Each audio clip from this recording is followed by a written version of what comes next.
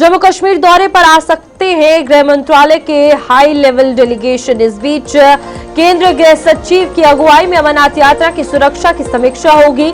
CRPF, BSF, SSB, IB प्रमुखों के साथ अहम बैठकें की जाएंगी।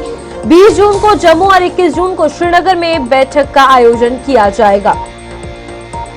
केंद्रीय गृह मंत्रालय का एक हाई लेवल डेलीगेशन जिसमें कि पैरामिलिट्री फोर्स और इंटेलिजेंस एजेंसियों के प्रमुख शामिल होंगे 20 और 21 जून को 2 दिनों के लिए जम्मू कश्मीर का दौरा कर सकता है। इसका मकसद 3 जुलाई से शुरू होने वाली सालाना श्री अमरनाथ जी यात्रा की तैयारियों को खासकर सुरक्षा इंतजामों का जायजा लेना है।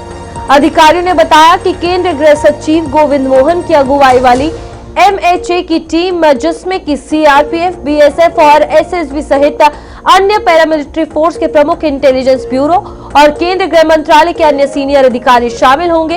इस दौरान जम्मू और कश्मीर दोनों डिवीजन में 57 दिनों तक चलने वाली यात्रा के लिए सुरक्षा इंतजामों की समीक्षा की जाएगी।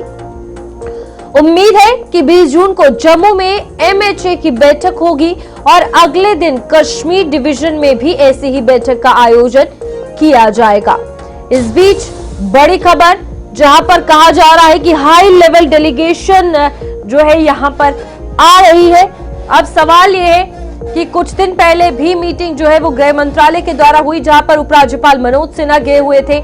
रिपोर्ट जो है वो सौंपी गई। तमाम बड़े अधिकारी एसएसबी, सीआरपीएफ, आईटीबीपी हर एक फोर्स के जो है वो गए हुए थे और इस बीच अब दोबारा से अमरनाथ यात्रा की सुरक्षा समीक्षा के लिए यह high level delegation Jammu Kashmir भेजा जा रहा है।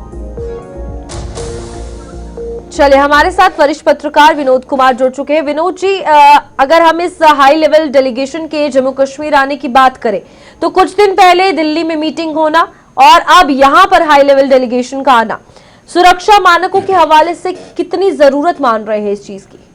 देखिए रूपाली, ये चैलेंजिंग होता है। यात्रा का संचालन बहुत ज़्यादा चैलेंजिंग होता है और भी चैलेंज तब बढ़ जाता है कि रिसेंटली आपने देखा होगा कि ऑपरेशन सिंदूर में किस तरीके से पाकिस्तान को घुटने टेकने पड़े थे।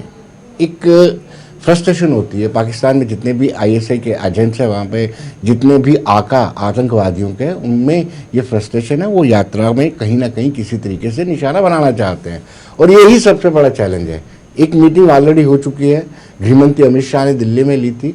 वहाँ भी सारे चीफ वहाँ पर मौजूद रहे थे। डीजीपी यहाँ पे गए थे, अतुल डुल्लू यहाँ से गए हुए थे, एलजी मनोज सिन्हा भी वहाँ पहुँचे हुए थे। उसके बाद अब गोविंद मोहन जो गृह सचिव हैं, उनकी अगुवाई में एक डेलीगेशन आएगा, 2 दिन तक यहाँ पर रहेगा।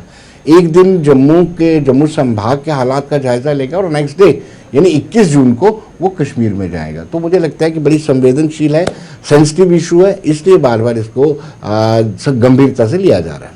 यहाँ पर काफी ज्यादा चुनौतियां जो है अमरनाथ यात्रा में अगर खास तौर पर बात की जाए देखने को मिलती भी हैं और सुरक्षा एजेंसियों ने भी इस बार के लिए ये कहा है कि घुसपैठ की कोशिश की जा रही है। आईबी हो, एलओसी हो, तमाम जगहों पर निगरानी है। इस बीच सुरक्षा एजेंसियों की बात की जाए, यहाँ पर मीटिंग होना, ओवरऑल सिचुएशंस को विद मॉडर्न टेक्निक्स इस बार की यात्रा में कैसे देख रहे हैं? बिल्कुल, जो गृहमंत्री अमित शाह ने दिल्ली में मीटिंग ली है, उन्होंने साफ कर दिया है कि बेस्ट टेक्नोलॉजी है उसका इस्तेमाल किया जाए और हर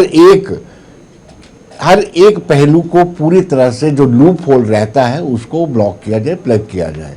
उसके साथ साथ ही इंटरनेशनल बॉर्डर से या फिर एलओसी से कोई इन्फिल्ट्रेशन नहीं होनी चाहिए। ओजीडब्ल्यू जो सक्रिय हैं उन पर निगरानी रखी जानी चाहिए। हालांकि काफ़ी सारे ओजीडब्ल्यू पहले ही अरेस्ट हो चुके हैं, लेकिन जो अभी नए तरीके से सक्रिय हो रहे हैं, जो हेल्प करना चाहते हैं, उनको भी। दूसरा, फिर जो ट्रैक पे पोनीवालाज हैं उनको भी स्कैन किया जाएगा और सारे यानी लखनपुर से लेकर के आप बालटाल चले, पहलगाम चले, हमारे पूरे ट्रैक पर सिक्योरिटी को बढ़ाने का आदेश जारी कर। विनोद जी, लेकिन एक चीज जो है वो दिमाग में ये आती है कि अमरनाथ यात्रा हर साल होती है, हर साल तैयारियां की जाती है। पिछले साल अगर हम बात करें, पहलगाम अटैक हुआ, काफी ज्यादा सिचुएशंस बिगड़ी थी, नॉर्मलाइज चीजें की गई, तब भी अमरनाथ यात्रा हुई थी। और अभी की अगर बात करें, इस बार काफी चेंजेस लाना, यानी कि 670 टुकड़ियां जो हम लगातार शुरुआती दिनों से कह रहे हैं, फिर नो फ्लाइंग जोन घोषित कर देना, फिर स्कैनर्स और बाकी टेक्निक्स का यूज करना, क्या हम माने कि ऐसा कोई इनपुट है कि खतरा बड़ा हो सकता है इस साल के लिए?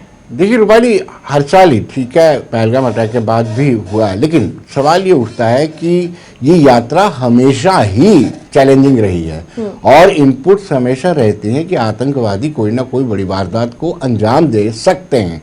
उसकी मेन वजह ये रहती है कि अमरनाथ यात्रा ये सिर्फ नेशनल नहीं, इंटरनेशनल यात्रा मानी जाती है, इस पर सबकी निगाह रहती है और एक छोटी सी घटना करके भी, छोटा सा आतंकी वारदात करके भी पाकिस्तान या आईएसआई या उनके एजेंट वो चाहेंगे कि इंटरनेशनल फोरम पर ये इसका एक मैसेज चला जाए कि अभी भी तथाकथित जिहाद जारी है और कश्मीर की लड़ाई, कश्मीर की आज़ादी का संघर्ष, सो काल संघर्ष जारी है। इसलिए कोई जोखिम जो है इंडियन गवर्नमेंट नहीं लेना चाहती। यहाँ पर ना ही सिर्फ हम बात करें जो फोर्सेस वहां पर रहेंगी, सुरक्षा मानकों के हवाले से ही काम करेंगी। आपदा जम्मू कश्मीर के लिए अगर नेचुरल डिजास्टर्स की बात करें, क्योंकि मॉनसून रहता है उस टाइम, तब भी सिक्योरिटी के एक बड़े चैलेंजेस हैं और कश्मीर डिवीजन तो हमेशा ही चैलेंजेस से भरा रहा है।